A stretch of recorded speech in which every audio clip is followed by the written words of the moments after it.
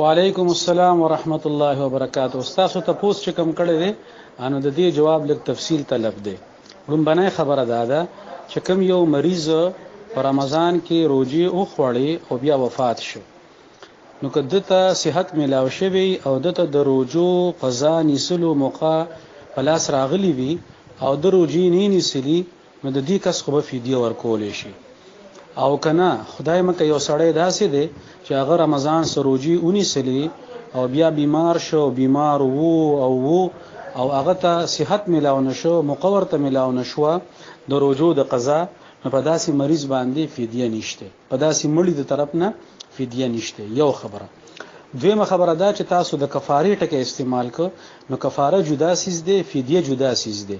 کفاره هغه به مونږه لږه غونې ساده ترجمه چې کوو، ساده ترجمه اگر چې هغه ټکی مناسب نه دی خو هغه ته موږ جرمانه ویل شو.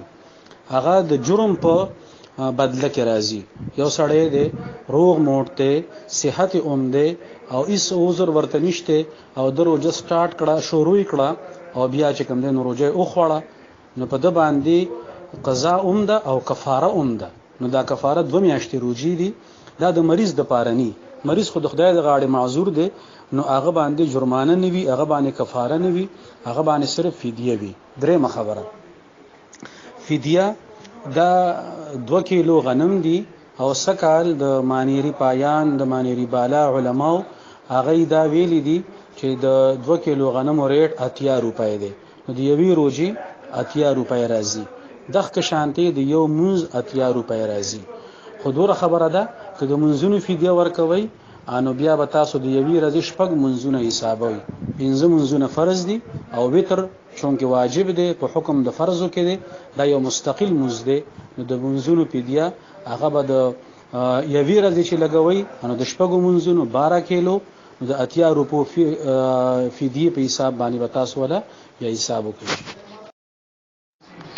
ما تاسو ته وی کنه جی کچري دته د بیماری په وجه باندې د روزي نه نیسلی د سٹارټ نه او په دروجو کې د وفات شو، نو دته خو مکمل او نشو د روزي نیسلو، نو د فدیه نشته جی.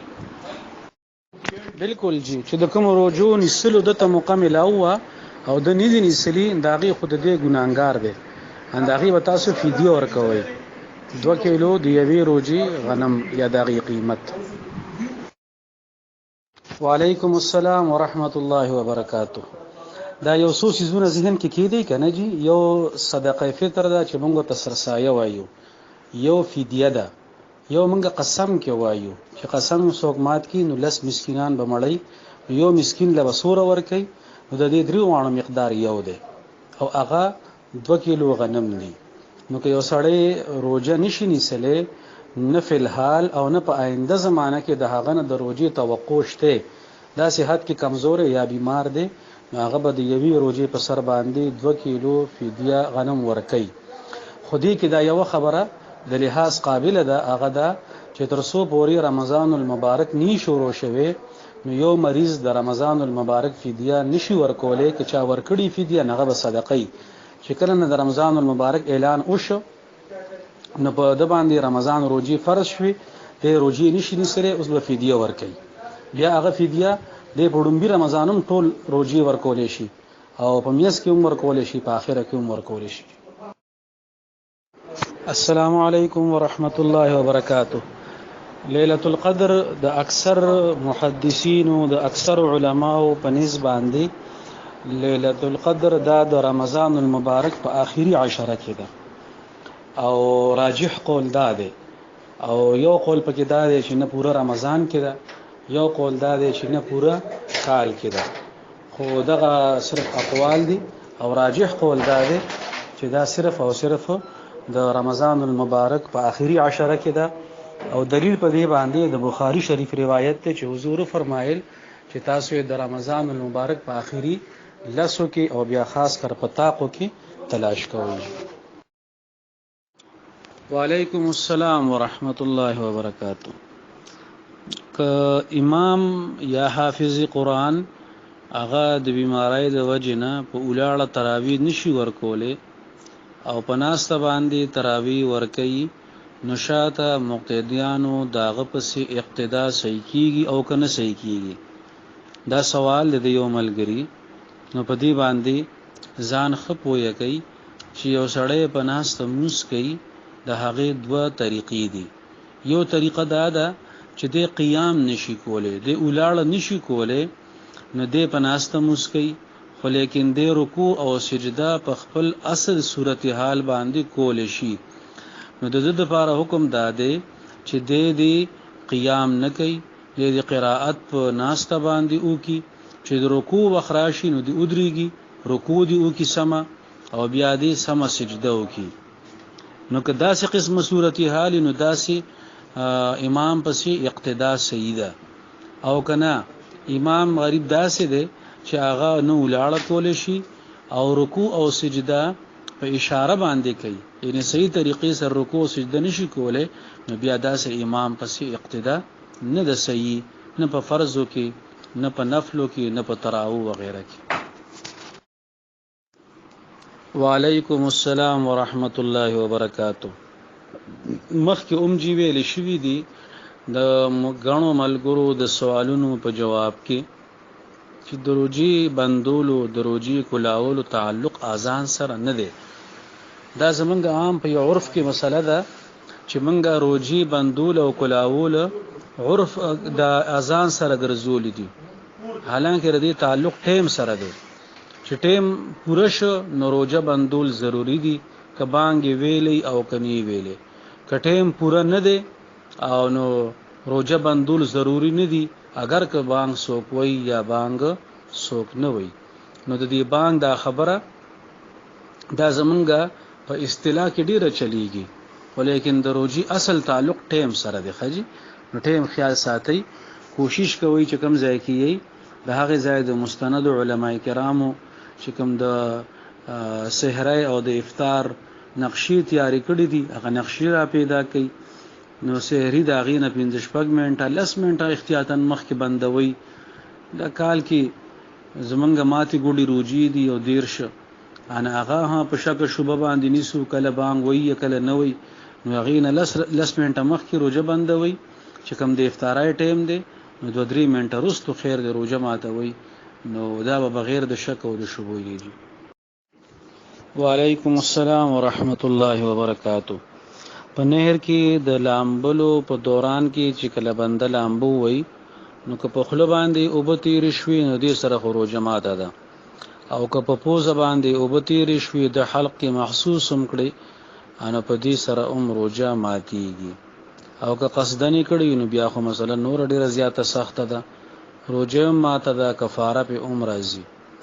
او د لامبلو عام لامبلو په دوران کې غوږ کې احتیاط پکار دی ډیر زیات او بدن نکول نی پکار که په خپل باندې غوږ ته وبلاړ نو خروجه نه ماتيږي او که قصدن یو سړی غوږ ته بور د نکي بیا بیا انو دل بهتر دادی چې دی یو احتیاطاً دی یوې روجي قضا وکي ځکه چې غوږ ته دن او برسیدل تا په شریعت کې دا سیدی لکه خېټه ته چوبورسي حالت چون کې پورا پته نه لګي چې وخت او بدن نه تلی دي کني دي تلی ان په دی وجوانی اختیار ډیر پکار دی که په خپل او بلاړ نو خیر دی خو تاسو کوشش کوئ چې په قصدن او بدن نه وخت ابو نه زی.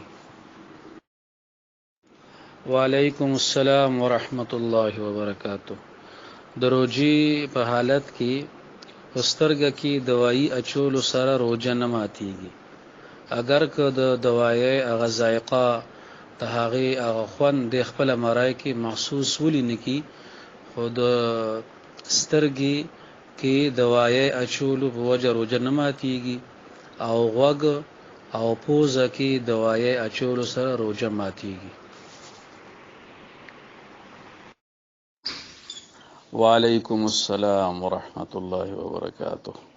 پروژه کې چې یو انسان باندې غسل واړیږي نو که هغه امام وي که هغه عام مسکون کې وي د غسل په مسله کې د هغې د پاره څه فرق نشته. د غسل طریقه د پروژه کې د ټولو د پاره یو ده په کوجه کې د ټولو د پاره یو ده. فرق صرف دا دی چې پروژه کې په کوجه کې غړغړې کول وي په روژه کې چې غړغړې کوي نو مرای ته او دننه اوبه تلو خطرې نو د روژې په حالت کې غړغړني کول پکار او خوله د اوبو نه ډکول پکاري خولې کې اوبه اړول راړول پکاري چې د خولې دننه ایریا هغه ټوله لونده شي. بس دغه خبره ده او په دې کې نور څه تفصیلات نشته چې روژه کې د غسل دپاره نور څه شرایط راغلي دي یا کوجه کې هغه نشته یا کوجه کې شته روژه کې نشته. داسې څه خبره نه ده چې کومه طریقه روژه کې ده هغه کوجه کې ده چې کومه کوجه کې ده هغه روژه کې ده. هغه یو فرق دی هغه ما تاسو ته واضح کړم. وعلیکم السلام ورحمت الله وبرکاتہ. د تراو ټیم دا د ماسخوتن د موز نه پس شروع شي او د سحر پورې نو که چا نه وتر امام سره لاندې کول شي نو وتر د مخ کې وکي امام سره او بیا دا غنه چې کوم رکعاتونه فوت شوي نو هغه د داغه وتر نه پس کی دا افضل طریقه ده. او کنه مخ کې هغه تراوی کوي او بیا ځان له وتر کوي نو دا هم صحیح ده. خو په دې کې دا یو خبره ده چې د جمع وتر دا د فوت شو نو بهتره او افضل طریقه هم دغه ده چې جمع سره د وتر وکي او بیا چې کوم رکعاتونه فوت شوي 2 3 ارسوره چی هغه د بیا ځان له وکیږي. وعلیکم السلام ورحمت الله وبرکاتہ. چې کله د سحر وخت داخل شي نو د هغې نه پس خوراک سکاک دې سره روژه نه کېږي. یو سړی د سحر د داخلېدو نه پس خوراک سکاک کوي همدې سره د روژه ماتېږي. اوس تاسو تپوس دا کړی دی چې د بانک کې اوبه څښل یا ډوډۍ خوړل دې سره روژه کېږي او که نه کېږي. نو که دا بانک په خپل صحیح ټیم باندې ویل شوی یعنی د طلوع فجر نه بعد انو که بیا د بانک په دوران کې د اوبس کې یا ډوډۍ خوري نو دا د طلوع فجر نه پس خوراک ته نو دا روژه نه ده شوی او دا روژه نه کېږي. او که نه بانک د وخت نه مخکې ویل شوی لا طلوع فجر ته ټیم شته او بانک وویل شو نو د بانک سره که دغه وخت کې ډوډۍ خوري یا اوبس کې نو چون کې لا طلوع فجر نه ده شوی اندغه روژه کېږي په دې سره روژه نه ماتېږي.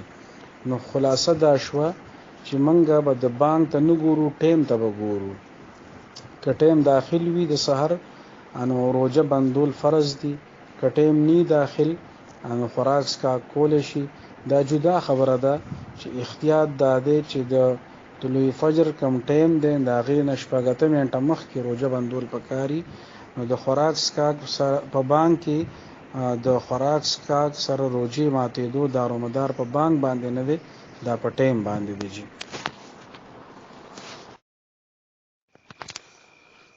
وعلیکم السلام ورحمت الله وبرکاتہ. دا تاسو د نقشې باره کې تپوس کړی دی چې په 3:41 باندې انتهای سحر دی یعنی د سحرای ختمېدو وخت دی او بیا په 3:58 باندې اذان وخت دی. نو داسې نقشه خو زموږ مخې ته چېرته نه ده راغلې چې هغې کې د انتهای سحر وخت یو وي او د اذان وخت بل وي. د دواړو میاس کې څه فرق نشته چې څنګه پښمني ټیم ختم شو یعنی طلوع فجر وشو نو د سحر ټیم داخل شوی دی. نو چې د سحر ټیم داخل شو د سحر اذان هم کېږي شي او بیا د سحر منځ هم کېدی شي. او دا اصل کې یو بل فني او ټیکنیکل غونتې مسله ده چې د طلوع فجر دا څه ټیم کېږي. انو عامو زمونږ د امت مسلمه چې کومه د جمهور امت په دې وخت کې یا دا تقریبا چې کومه موده د نبی علیه السلام نه پس تېره شوه نو په دې ټولو کې دا متفقه مسله را روانه وه چې سحر علی داخلیږي چې کله نور 18 درجې زیر افق وي. بیا دې کې بعضی حضراتو دا تحقیق مخې ته کو چې نور هغه ټیم داخليږي چې کله دا سحر هغه ټیم داخليږي چې کله نور 15 درجې زیر افق وي. دا لږه غونتې فني خبره ده کې دې شي تاسو لپاره په دې الفاظو باندې پوهېدل هم لږ مشکل وي، خو صرف خبرې مقصد دا دی چې جمهور امت په دې باندې فتوا ده او پته لګینه تاسو کوم ځای نه خبرې کوي زمونږ د ضلع صوابای د لپاره علما کرامو چې کومه نقشه جوړه کړې ده هغه پوره دلایل سره پوره حوالو سره هغه باندې تحریرات موجود دي. نو د خبرې خلاصه دا ده چې کله په 3:41 باندې انتهای سحر وشو نو بس دا د اذان ټیم دی دینه پس نه تهجد کیږي نه دینه پس خوراک سکاک پکار دی او بیا د سحر مس ټیم داخل شي.